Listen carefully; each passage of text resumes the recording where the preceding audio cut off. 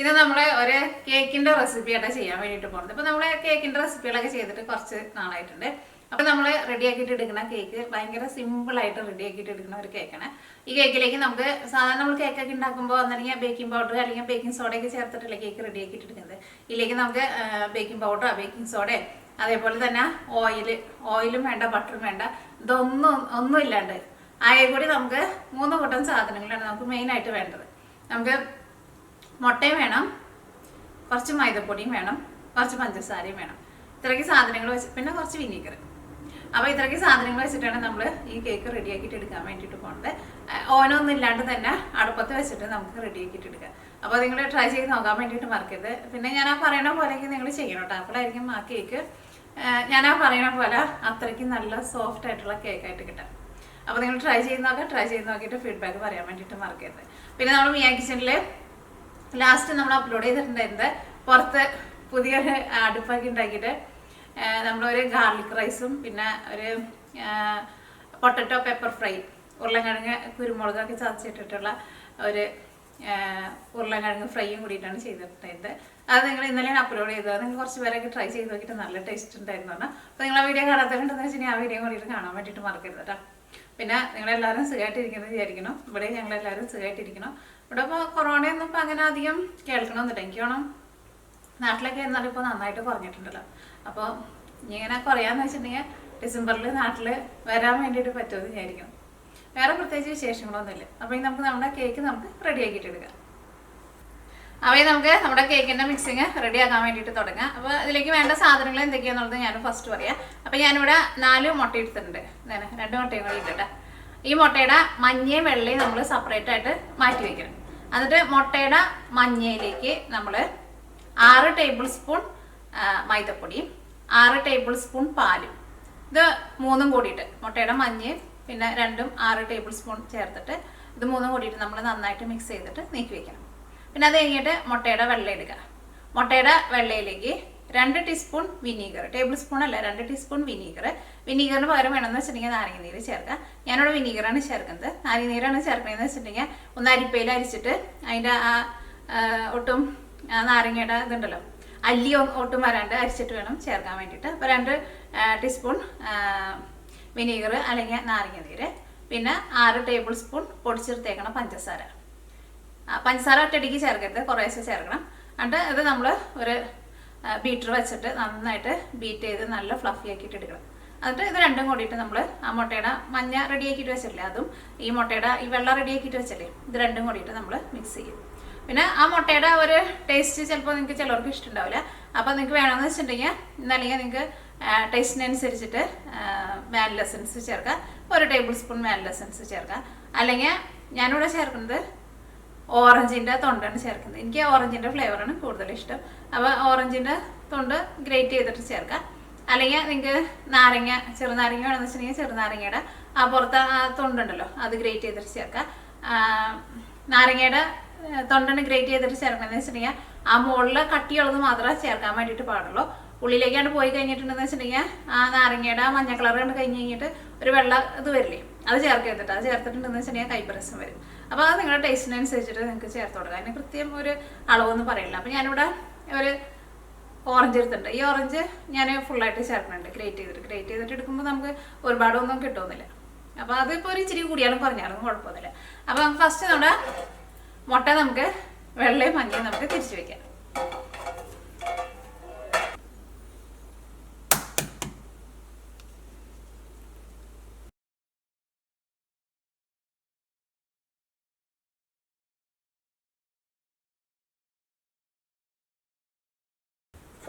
അപ്പോൾ മുട്ടയുടെ വെള്ള 4 മുട്ടയുടെ വെള്ള അത് മാറ്റി വയ്ക്കാം കേട്ടോ. അപ്പോൾ ഈ മുട്ടയുടെ ഈ മഞ്ഞയിലേക്ക് 6 ടേബിൾ സ്പൂൺ മൈദപ്പൊടി, അതേപോലെ ഇങ്ങനെ ടേബിൾ സ്പൂണിൽ ഇങ്ങനെ വടിച്ചിട്ടുള്ള അളവ് വേണം കേട്ടോ എടുക്കാൻ വേണ്ടിയിട്ട്. 6 ടേബിൾ സ്പൂൺ.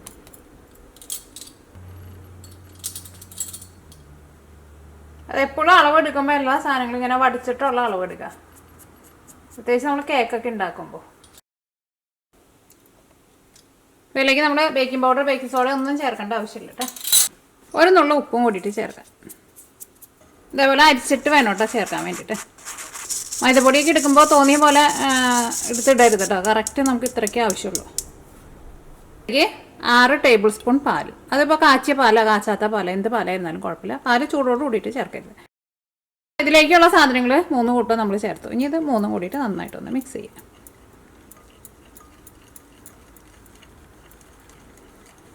ഈ മുട്ടയുടെ കളർ നോക്കി നല്ല കളറായിരിക്കും. നമ്മൾ കടയിൽ നിന്ന് വാങ്ങണ മുട്ടയ്ക്ക് ഇത്രയ്ക്ക് കളർ ഉണ്ടാവില്ല. വീട്ടിലുണ്ടാവണ മുട്ടയ്ക്ക് അതിൻ്റെ ഉണ്ണിക്ക് നല്ല കളറായിരിക്കും. ഇത് 3 കൂടിയിട്ട് നന്നായിട്ട് മിക്സ് ആയിട്ടുണ്ട്. ഇതങ്ങോട്ട് നീക്കി വയ്ക്കാം. ഇനി നമുക്ക് മുട്ടയുടെ വെള്ള എടുക്കാം. നമ്മുടെ മുട്ടയുടെ വെള്ളയിലേക്ക് നമ്മൾ 2 ടീസ്പൂൺ, ടേബിൾ സ്പൂൺ അല്ല 2 ടീസ്പൂൺ വിനീഗറാണ് ചേർക്കുന്നത്.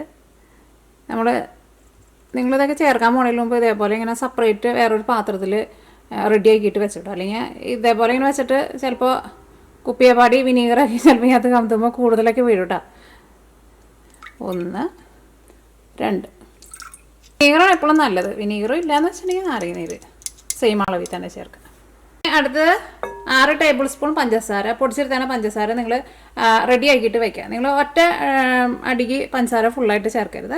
ഒരു 4 അല്ലെങ്കിൽ ഒരു 5 പ്രാവശ്യമായിട്ട് 6 ടേബിൾ സ്പൂൺ പഞ്ചസാര നമ്മളിത് ബീറ്റ് ചെയ്യാൻ വേണ്ടിയിട്ട് പോകണല്ലോ. ബീറ്റ് ചെയ്യുന്നതിൻ്റെ ഇടയ്ക്ക് ഒരു പ്രാവശ്യമായിട്ട് നിങ്ങൾ ചേർത്ത് കൊടുക്കണം. ഒറ്റ അടിക്ക് ചേർക്കരുത്.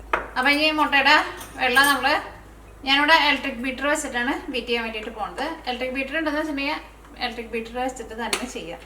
അത് അങ്ങനെ ചെയ്താലായിരിക്കും നല്ല ഫ്ലഫി ആയിട്ട് വരാം. അല്ലെങ്കിൽ വിസ്ക് വെച്ചിട്ട് കൈ കൊണ്ട് ചെയ്യുക. പക്ഷേ കുറേ സമയം എടുക്കുക അങ്ങനെ ചെയ്യുമ്പോൾ. എന്താ പറയുക, നന്നായിട്ട് ഇങ്ങനെ പതഞ്ഞ് വരണം. അത് ഞാൻ കാണിച്ചു തരാം. അത് എങ്ങനെ വരണേന്നുള്ളത് ലാസ്റ്റ് ആകുമ്പോൾ കാണിച്ചു തരാം. അപ്പോൾ നമുക്ക് ബീറ്റ് ചെയ്യാൻ വേണ്ടിയിട്ട് തുടങ്ങാം.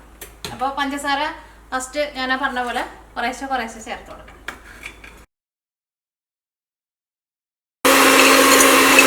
ഇതേപോലെ ഇങ്ങനെ വിനീഗർ കൂടിയിട്ട് നമ്മൾ ചേർത്തിട്ടുണ്ടല്ലോ. അങ്ങനെ ചേർത്താലായിരിക്കും അത് പെട്ടെന്ന് ഇതേപോലെ നന്നായിട്ട് പതഞ്ഞ് നല്ല നമ്മളാ വിചാരിക്കുന്ന ടെക്സ്ചറിൽ നമുക്ക് കിട്ടാം. അപ്പോൾ വിനീഗർ എന്തായിരുന്നാലും ചേർക്കണം കേട്ടോ.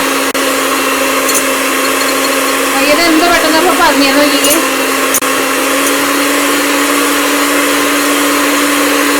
ഇതിപ്പോൾ ഒന്ന് പതം വന്നിട്ടുണ്ട്. ഇനി നമ്മൾ ഇതിലേക്ക് പഞ്ചസാര ചേർക്കാൻ വേണ്ടിയിട്ട് പോകണം. അപ്പോൾ നേരത്തെ ചേർത്തിട്ടുണ്ടായിരുന്നില്ല.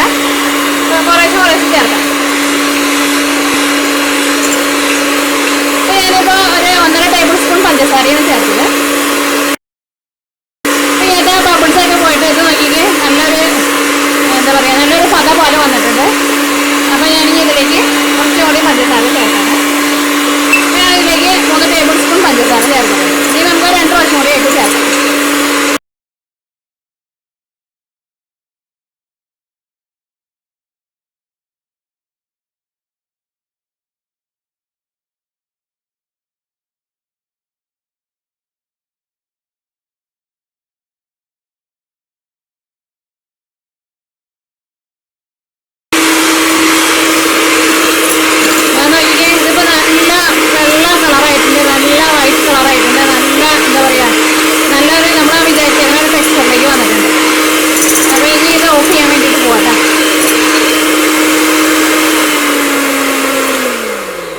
അതാ ഇങ്ങനെ കാണിക്കുമ്പോൾ ഇതേപോലെ ഇങ്ങനെ നിൽക്കണം കണ്ട. ഇനി ഇത് റെഡി ആയിട്ടുണ്ടോയെന്ന് അറിയാൻ വേണ്ടിയിട്ട് ഞാൻ കാണിക്കാം. ഈ ബ്ലേഡുമ്പോൾ കുറച്ചുണ്ട്, ഇത് മാറ്റട്ടെ. ഇത് കളയരുത് കേട്ടോ. ഇത് ഇരുമയ്ക്കാണ് തട്ടിയിട്ടോ. ഇതേപോലെ ഇങ്ങനെ പീക്കായിട്ട് ഇങ്ങനെ നിൽക്കണം. ഇങ്ങനെ പൊന്തി നിൽക്കണണ്ടില്ലേ, അതേപോലെ നിൽക്കണം. ഇനി റെഡി ആയിട്ടുണ്ടോയെന്ന് അറിയാൻ വേണ്ടിയിട്ട് വേറൊരു വഴിയുണ്ട്. അത് നോക്കിയാൽ മതി. നിങ്ങൾ കാണിക്കാം. ഈ പാത്രം എടുത്തിട്ട് ഞാൻ ഇതങ്ങനെ കമത്താൻ വേണ്ടിയിട്ട് പോവാണ്. ഇങ്ങനെ കമത്തുമ്പോൾ ഇത് പാത്രത്തിൽ നിന്ന് താഴെ വീഴാണ്ട് നിൽക്കണം. ജസ്റ്റ് ഒന്ന് കമത്താ പോയി എടുക്കുക. നോക്കി ഒട്ടും താഴെ വീണില്ലല്ലോ. ജസ്റ്റ് ഇങ്ങനെ കമത്താ അപ്പോൾ തന്നെ എടുക്കുക. അപ്പോൾ ഇതാണ് കറക്റ്റ് പാകം. അപ്പോൾ റെഡി ആയിട്ടില്ല എന്ന് വെച്ചിട്ടുണ്ടെങ്കിൽ ഇത് നമ്മൾ കമത്തുമ്പോൾ ഇത് താഴത്തേക്ക് വീഴും. അപ്പോൾ ഇത് കറക്റ്റ് ആ സെയിം പൊസിഷനിൽ തന്നെ നിൽക്കുന്നുണ്ട്. അപ്പോൾ ഇതേപോലെ ഇങ്ങനെ വരണം. എന്നാൽ മാത്രമേ നമ്മുടെ കേക്ക് നമ്മൾ വിചാരിക്കുന്ന പോലെ നല്ല സോഫ്റ്റ് ആയിട്ട് വരുള്ളൂ കേട്ടോ. അപ്പോൾ ഈ ഓറഞ്ച് നമ്മൾ ഗ്രേറ്റ് ചെയ്ത് ചേർക്കാൻ വേണ്ടിയിട്ട് പോവാണ്. അല്ലെങ്കിൽ നിങ്ങൾക്ക് വാനില എസൻസ് ചേർക്കാം കേട്ടോ. ഇതിങ്ങനെ റെഡി ആയി കഴിഞ്ഞ് കഴിയുമ്പോൾ ഇതിലേക്ക് വാനില എസൻസ് നിങ്ങൾ ടേസ്റ്റിനനുസരിച്ചിട്ട് ചേർത്ത് കൊടുക്കാം.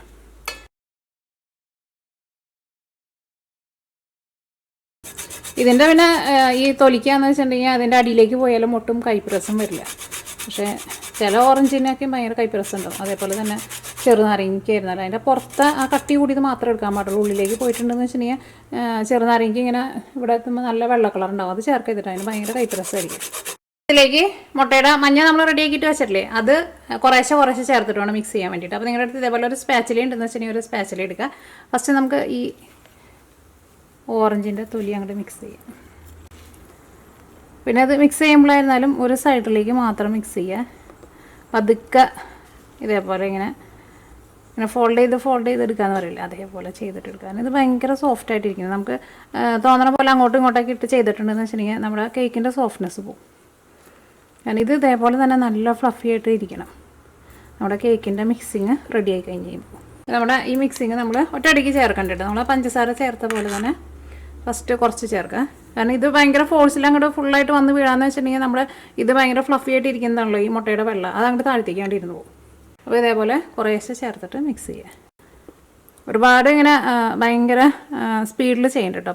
പതുക്കെ ഇതേപോലെ ഇങ്ങനെ ചെയ്യാറ്. ഇങ്ങനെ ഫോൾഡ് ചെയ്തിട്ട് എടുക്കാം. പക്ഷേ ഞാൻ ഇതേപോലെ ഇങ്ങനെ ചെയ്യാറ്. പതുക്കെ ഇങ്ങനെ ചെയ്താൽ മതി, അപ്പോൾ എല്ലായിടത്തും ആവുള്ളൂ. ഇങ്ങനെ ഒന്ന് മിക്സ് ചെയ്യാതെ കഴിഞ്ഞിട്ട് ജസ്റ്റ് ഇങ്ങനെ ഒന്ന് ഫോൾഡ് ചെയ്യുക. ഓക്കെ, ഇനി കുറച്ചും കൂടിയും ചേർക്കാം. അങ്ങനെ കുറേശ്ശെ ഇങ്ങനെ താഴ്ത്തി ഒഴിച്ചു കൊടുക്കണം. അല്ലെങ്കിൽ തിരക്ക് പിടിച്ചിട്ട് ഇത് ഫുള്ളായിട്ട് ഇതിലേക്ക് ഒഴിച്ചിട്ടുണ്ടെന്ന് വെച്ചിട്ടുണ്ടെങ്കിൽ നമ്മുടെ ഈ മുട്ടയുടെ വെള്ളം നമ്മൾ ബീറ്റ് ചെയ്ത് വെച്ചത് അതൊക്കെ താഴ്ത്തേക്ക് ഇരുന്ന് പോട്ടെ.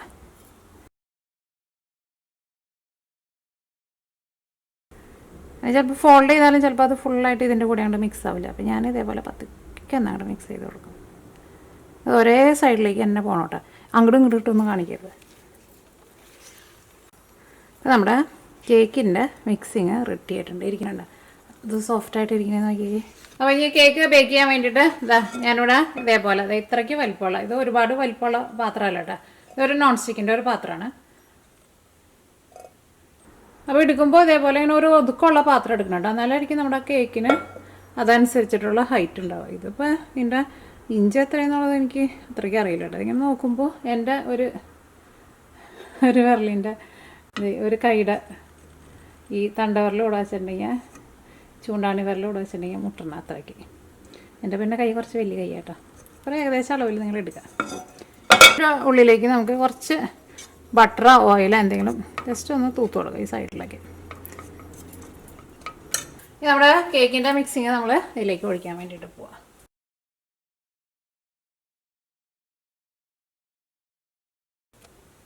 അപ്പോൾ അതാ ഈ കേക്ക് ഞാനിവിടെ ഈ സെയിം പാത്രത്തിൽ തന്നെ ഫസ്റ്റ് ഞാൻ ട്രൈ ചെയ്ത് നോക്കിയ കേക്കാണത്. കണ്ട ഇതിൻ്റെ തിക്നെസ് കണ്ട, ഈ കാലത്തിലാണ് നമുക്ക് ഈ കേക്ക് റെഡിയാക്കിയിട്ട്. കേക്ക് നോക്കിക്ക് നല്ല സ്പോഞ്ച് പോലെ നല്ല പഞ്ഞി പോലെ ഇരിക്കണ കേക്ക്. അപ്പോൾ ഇത് നമുക്കൊന്ന് ടാപ്പ് ചെയ്ത് കൊടുക്കാം കേട്ടോ. ഒരു 3-4 പ്രാവശ്യം ഒന്ന് ടാപ്പ് ചെയ്ത് കൊടുക്കണം. അപ്പോൾ ഒന്ന് ലെവലായിട്ട് വരികയും ചെയ്യും. ഇങ്ങനത്തെ എയറൊക്കെ ഉണ്ടെന്ന് വെച്ചിട്ടുണ്ടെങ്കിൽ ഒന്ന് പോകാൻ വേണ്ടിയിട്ടാണ്. ഈ കേക്ക് റെഡിയാക്കാൻ വേണ്ടിയിട്ട് ഞാനിവിടെ ഒരു ദോശക്കല്ല് വെച്ചിട്ട് ചൂടാക്കുകയാണ്. ഇതിൻ്റെ മുകളിലാണ് നമ്മുടെ കേക്ക് ബേക്ക് ചെയ്യണ പാത്രം വെക്കുന്നത്. ഡയറക്റ്റ് ഫ്ലെയിമിൻ്റെ മുകളിൽ വെക്കേണ്ട. ദോശക്കല്ല് ഇല്ലാന്ന് വെച്ചിട്ടുണ്ടെങ്കിൽ വേറെ ഏതെങ്കിലും നിങ്ങളുടെ അടുത്ത് പഴയതായിട്ടുള്ള നോൺ സ്റ്റിക്കിൻ്റെ ഏത് പാനായിരുന്നാലും കുഴപ്പമില്ല. അപ്പോൾ ഇത് നമുക്ക് ഫസ്റ്റ് നമുക്കൊന്ന് ചൂടാക്കാം. അപ്പോൾ നമ്മുടെ ദോശക്കല്ല് ഇവിടെ ഇരുന്നിട്ട് നന്നായിട്ടൊന്ന് ചൂടാവട്ടെ. പിന്നെ ഇപ്പോൾ നിങ്ങൾക്ക് ചിലവർക്കൊക്കെ സംശയമുണ്ടാവും ഈ കേക്ക് ഓവനിൽ വെച്ചിട്ട് ബേക്ക് ചെയ്യാൻ വേണ്ടിയിട്ട് പറ്റുമെന്ന്. ഓവനിൽ വെച്ചിട്ടും ബേക്ക് ചെയ്തിട്ട് എടുക്കാം. പക്ഷേ ഞാൻ ഓവനിൽ വെച്ചിട്ട് ഞാൻ ട്രൈ ചെയ്ത് നോക്കിയിട്ടില്ല കേട്ടോ. എനിക്കാണ് ഓവനിൽ വെച്ചിട്ട് സാധാരണ നമ്മൾ കേക്കൊക്കെ നമ്മൾ ബേക്ക് ചെയ്തിട്ട് എടുക്കില്ലേ, ആ സെയിം ടെമ്പറേച്ചറിൽ വെച്ചിട്ട് ഓവനിൽ വെച്ചിട്ട് ബേക്ക് ചെയ്തിട്ട് എടുത്താലും നന്നായിട്ട് വരും. അതിൻ്റെ കറക്റ്റ് ഒരു സമയം ഞാൻ പറയണില്ല, കാരണം അത് നിങ്ങൾ ഒരു 30 മിനിറ്റ് അല്ലെങ്കിൽ 35 മിനിറ്റ് കഴിഞ്ഞ് കഴിയുമ്പോൾ ജസ്റ്റ് ഒന്ന് ചെക്ക് ചെയ്ത് നോക്കിയാൽ മതി. അപ്പോൾ നല്ല ചൂട് വരുന്നുണ്ട്. ഇതിൻ്റെ ഉള്ളിൽ നിന്ന് ഇങ്ങനെ പുകയൊന്നും വരരുത് കേട്ടോ. നമ്മളിങ്ങനെ കൈ വയ്ക്കുമ്പോൾ നല്ല ചൂട് വരണം. ബേക്ക് ചെയ്യാനുള്ള പാത്രം ഇതിൻ്റെ മുകളിൽ വയ്ക്കാം. ഇത് നമുക്ക് മൂടി വയ്ക്കാം. അപ്പോൾ കുറച്ച് ഇങ്ങനെ മൂടി വയ്ക്കണ്ട കേട്ടോ, കാരണം കേക്ക് ചിലപ്പോൾ നന്നായിട്ട് പൊന്തി വരും. അപ്പോൾ ഇങ്ങനെ വയ്ക്കണ്ട, ഇങ്ങനെ കമത്തി മൂടി വയ്ക്കാം.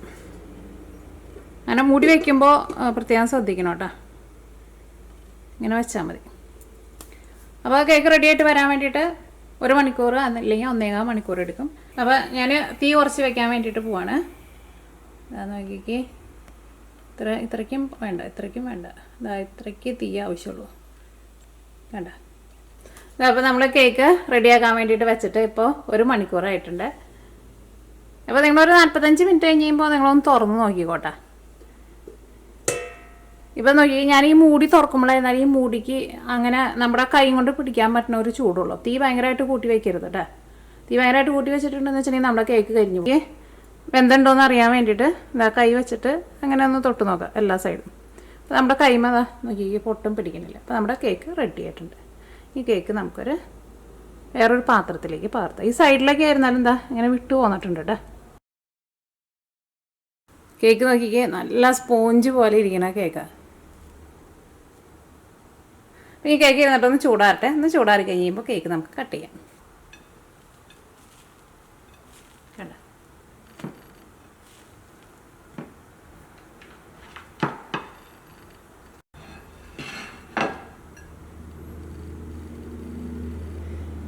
കണ്ടോ ഇതിൻ്റെ സോഫ്റ്റ്നെസ് കണ്ടോ?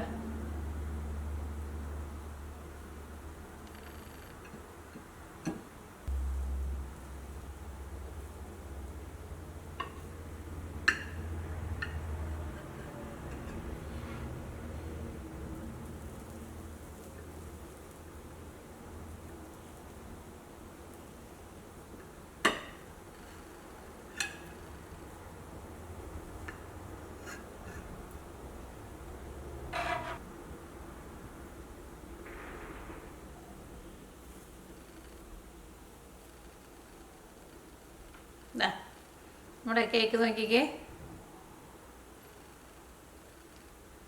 ഉൾഭാഗം എന്താ നോക്കിക്കേ.